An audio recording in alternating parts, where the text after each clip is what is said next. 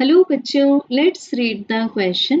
Consider a compound slab consisting of two different materials having equal thickness, equal length and thermal conductivities K and twice K in series.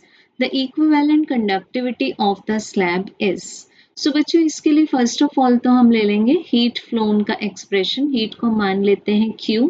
अब मान लेते हैं एक simple slab, single slab को मान लेते हैं जिसका कि एरिया ऑफ क्रॉस सेक्शन है A, इसकी लेंथ है L, एरिया को ही हम थिकनेस भी बोल सकते हैं और इसका suppose coefficient of thermal conductivity हमारे पास K और इसमें जो दो एंड्स हैं P एंड Q, इनके बीच में हीट फ्लो हो जाती है तो इस हीट को हम मान लेते हैं QH.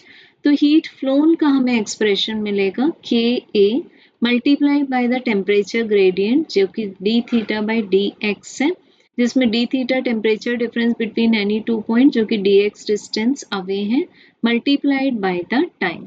अब बच्चों इस इक्वेशन को अगर हम रेजिस्टेंस से कंपेयर करना चाहें इलेक्ट्रिसिटी के तो हम रेजिस्टेंस को क्या लिखते हैं, the resistivity multiplied by length divided by area.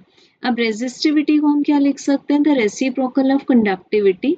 सो ये आ जाएगा हमारे पास में कंपेरेबल फॉर्मूला जिसमें हमें मिल रहा है length divided by conductivity multiplied by area को हम बोलते हैं रेजिस्टेंस.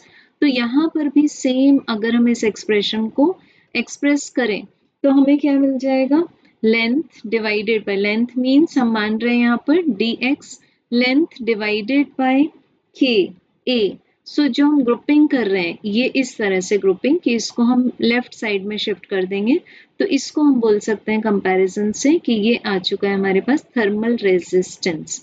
अब अगर दो रेजिस्टर्स को हम सीरीज में कनेक्ट कर देते हैं सपोज R1 एंड R2 तो हमें इलेक्ट्रिसिटी में इक्विवेलेंट रेजिस्टेंस क्या मिल जाता है, R1 प्लस R2. तो अब इस क्वेश्चन में हम दो स्लैब्स को कनेक्ट कर रहे हैं सीरीज में इस तरह से जिनकी की थिकनेस सेम है. ये देख सकते हैं हम इनकी थिकनेस सेम है, इनकी लेंथ सेम है, बट इनके जो कोएफिशिएंट ऑफ थर्मल कंडक्टिविटीज हैं वो K और 2K हैं. तो हमें फाइंड करना है K इक्विवेलेंट इस कॉम्बिनेशन का. तो बच्चों सबसे पहले हम इस एक्सप्रेशन में देख लेंगे. यहाँ पर हमारे पास में फर्स्ट ऑफ ऑल जब दोनों कंबाइन हो जाएंगे तो कंबाइंड लेंथ क्या हो जाएगी, ट्वाइस L हो जाएगी. So this is twice L divided by K equivalent multiplied by area तो same रहेगा equal to L divided by KA plus second rod के लिए आ जाएगा L divided by twice of KA.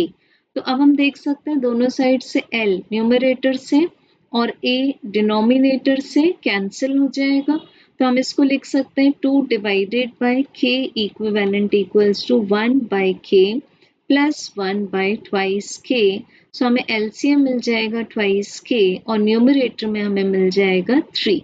सो अब हम यहाँ से फाइंड कर सकते हैं कि इक्विवेलेंट आ जाएगा 4k divided by 3. So correct answer will be option number D. Thank you.